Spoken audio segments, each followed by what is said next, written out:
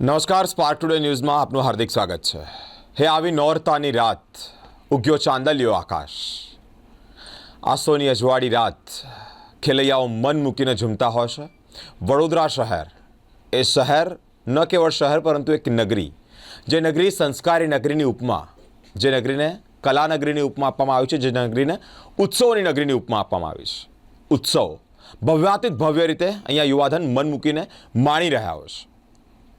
નવરાત્રિનો તહેવાર હવે ગણતરીના દિવસો જ નહીં, ગણતરીના કલાકો બાકી છે. બજારોમાં ધૂમ ખરીદી જોવા મળી રહી છે. અલગ અલગ ગરબા આયોજકો પણ હાલ અત્યારે વ્યવસ્થામાં લાગી ગયા છે અને એ વ્યવસ્થાને આખરી ઓપ આપવામાં આવી રહ્યો છે. સંગીત મંડળની વાત કરીએ તો અલગ અલગ સંગીત મંડળો સ્પાર્ક ટુડે ન્યૂઝના પ્લેટફોર્મ પર ઉપસ્થિત થઈ પોતાની કળા બતાવી રહ્યા છે અને કેવી રીતે યુવાધનને નચાવશે, કેવી રીતે યુવાધનને ગરબા જમાવશે તેની પણ અલગ અલગ શ્રુતિઓ આપ સુધી પહોંચાડી. આદ્યશક્તિ ગરબા મહોત્સવ, મુકેશભાઈ ભરવાડ, સસીનભાઈના સ્વકંઠે જે ગરબાની રમઝટ છેલ્લા ઘણા વર્ષોથી જામે છે. પ્રવીણભાઈ અને સમગ્ર ટીમ અમારી સાથે સ્પાર્ક ટુડે ન્યૂઝના સ્ટુડિયો પર ઉપસ્થિત છે. તમામનું સ્પાર્ક ટુડે ન્યૂઝમાં હાર્દિક સ્વાગત છે. મુકેશભાઈ, દર વર્ષની જેમ આ વર્ષે પણ ભવ્યાતીત ભવ્ય આયોજન કરવામાં આવ્યું છે આદ્યશક્તિ ગરબા મહોત્સવ 2025. પહેલાં તો શું કહેવા માંગો છો, કેવી તૈયારીઓ છે? જી બિલકુલ, પૂર્વ વિસ્તારના સૌથી મોટા ગરબા આદ્યશક્તિ ગરબાનું આ 10મું વર્ષ છે. ખૂબ મોટી સંખ્યાની અંદર આદ્યશક્તિ ગરબાની અંદર લોકો રમવા માટે આવતા હોય છે. હાલની વાત કરીએ તો બિરેનભાઈ ઓલમોસ્ટ બધી જ તૈયારીઓ પૂરી થઈ ગઈ છે. કાલથી ખેલૈયાઓ છે એ મન મૂકીને રમે, બસ એ જ આતુરતાની અમે સૌ રાહ જોઈ રહ્યા છે અને બાકીની બધી જ તૈયારીઓ પૂરી થઈ ગઈ છે.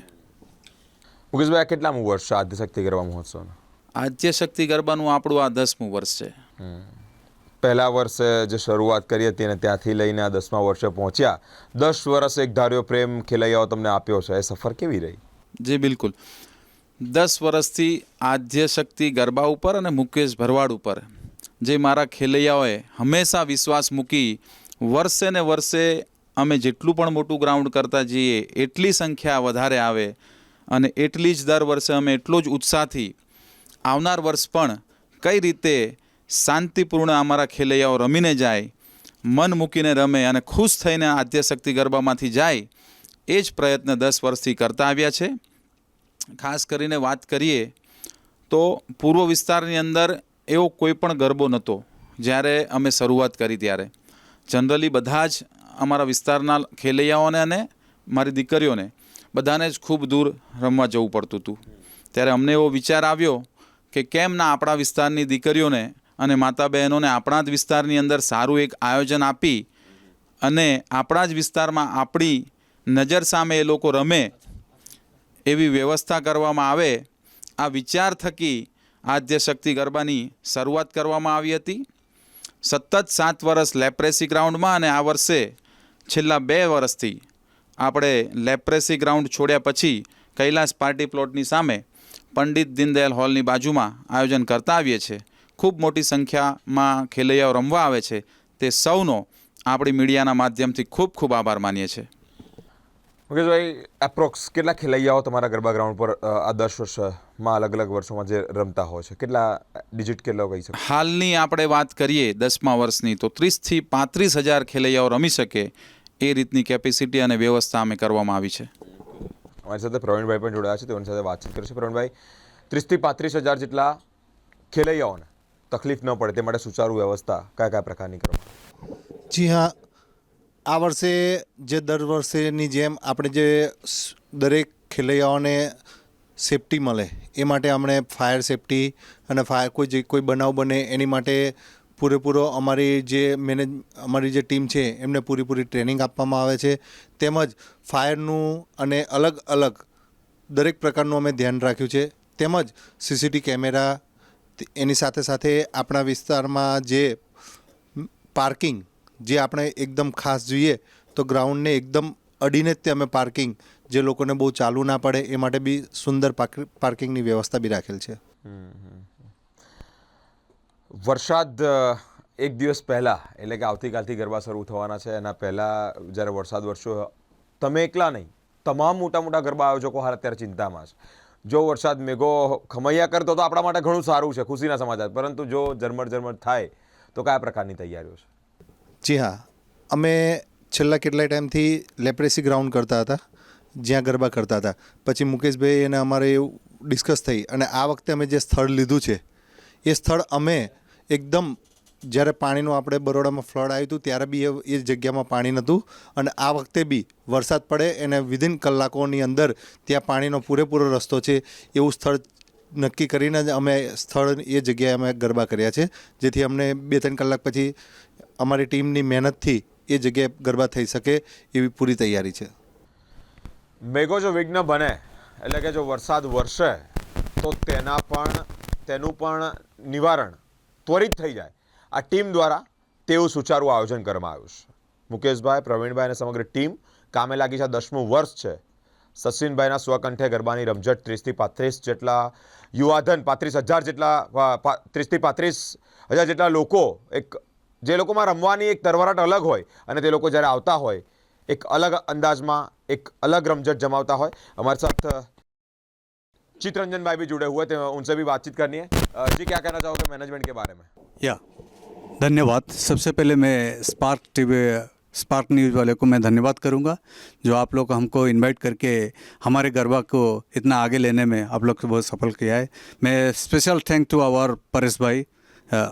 तो मैं हमारे जो आद्यशक्ति के बारे में मैं बोलूँगा, हमारा मैनेजमेंट कमेटी मेंबर, जैसे कि आपने बताया कि हमारा ऑर्गेनाइजर मुकेश भाई वरवाट, हमारा को ऑर्गेनाइजर प्रवीण भाई मकवाना, उसके साथ साथ उनके सह परिवार और मैनेजमेंट कमेटी की तरफ से जैसे कि 25 से 30 हमारा मैनेजमेंट कमेटी है और वॉलंटियर्स है, जो वॉलंटियर्स हमारे करीब 30 से 40 है.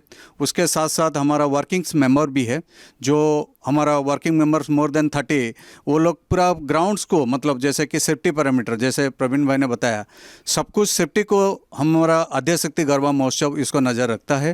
जैसे कि वो फायर सेफ्टी जैसे बोला गया, जैसे CCTV कैमरा. अच्छा, इस बार मैं आप लोग को इन्फॉर्मेशन देना चाहता हूँ. भारत सरकार के द्वारा जो भी नियम लागू हुआ है, हम इसीलिए, जैसे कि हमारा अभी जस्ट स्मॉल एक मीटिंग हुआ था जरीदा भाई और से डॉक्टर जयप्रकाश सोनी साहब, उनकी तरफ से जो भी पॉइंट्स रखा गया और उसके साथ साथ हमारा म्युनिसिपल कमिश्नर अरुण भाई साहब, उनका भी जो तरफ से जो पॉइंट्स रखा गया, एक पेड़ दे माँ के नाम, रियली ये बहुत अच्छा कंसेप्ट है. हम उसको एक्सेप्ट कर रहे हैं और हमारे गरबा ग्राउंड में वो हम कोशिश कर रहे हैं वो सब इंस्टॉल करने के लिए. जैसे कि आपका स्टॉल फॉर द ये आपका ट्री प्लांटेशन के लिए स्वदेशी का जो नियम रखा गया है, क्लीननेस के ऊपर जो डिपेंड दिया हुआ है, क्लीननेस की स्पेशल, जैसे कि VMC की तरफ से है भाई, क्लीननेस के थोड़ा ध्यान दीजिएगा. तो ये सब हमारा आद्यशक्ति गरबा ग्राउंड क्लीननेस तो रख के आ रहा है और ये साल भी स्पेशल हम उसमें ध्यान देंगे. Thank you so much. Thank you. ધન્યવાદ. મુકેશભાઈ, સ્પાર્ક ટુ ન્યૂઝની સમગ્ર ટીમ વતી આપને અભિનંદન પાઠવવામાં આવે છે, સાથે સાથે શુભેચ્છાઓ પાઠવી રહ્યા છે કે 10મું વર્ષ નહીં, આવા અનેક વર્ષો ખેલૈયાઓને મન મૂકીને તમે ઝુમાવતા રહો.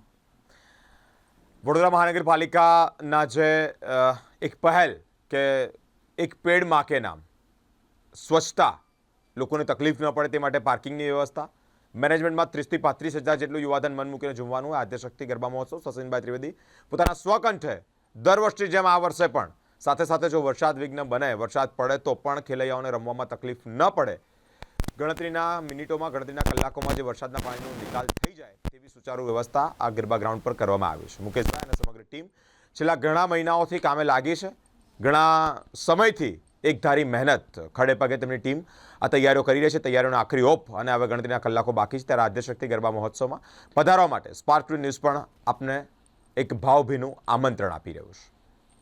દર વર્ષની જેમ આ વર્ષે પણ તડામાર તૈયારીઓ અને ખૂબ ઉત્સાહથી યુવકો અને યુવતીઓ ગરબે ઝૂમે તે માટેની તૈયારીઓ કરી દેવામાં આવી છે. અલગ અલગ ગરબા ગ્રાઉન્ડથી અલગ અલગ આયોજકો સાથેની વાતચીત, અલગ અલગ સિંગર એટલે કે સંગીત મંડળની વાતચીત, તેઓના કંઠે ગવાતા ગરબા તે આપ સુધી અમે પહોંચાડી રહ્યા છે, પહોંચાડતા રહીશું. નવલી નવરાત્રિના હવે દિવસો આવી રહ્યા છે, મંગલકારી શુભ દિવસો કહેવાય, અને દિવસો અંતર્ગત પણ ગરબાની રમઝટ જે જગ્યા પર જામતી હોય છે, મસ્તી હોય છે, તે જગ્યા પરના દ્રશ્યો આપ સુધી પહોંચાડતા રહીશું. અલગ અલગ કલાકારો સાથે, અલગ અલગ મહાનુભાવો સાથેની વાતચીત જોવા માટે અમારી સાથે સ્પાર્ક ટુડે ન્યૂઝ પર જોડાયેલા રહો. કેમેરામેન ગૌતમ સાથે હું બિરેન, સ્પાર્ક ટુડે ન્યૂઝ.